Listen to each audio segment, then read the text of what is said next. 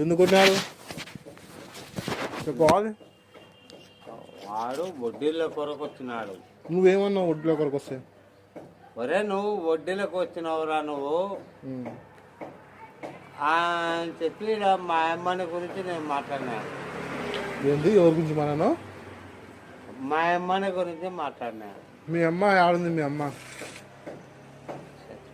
మరి రాజు రాణి పోయినారు కదా, వాళ్ళతో ఏమి వస్తున్నాం నీకు? నువ్వు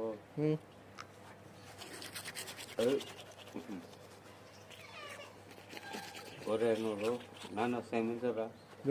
నేనెందుకు క్షమించాను? నువ్వెందుకు క్షమించాలనా? మీ పెద్దనే కాబట్టి క్షమించాలరా? క్షమించిన పోంగా, క్షమించిన పోంగా. అదే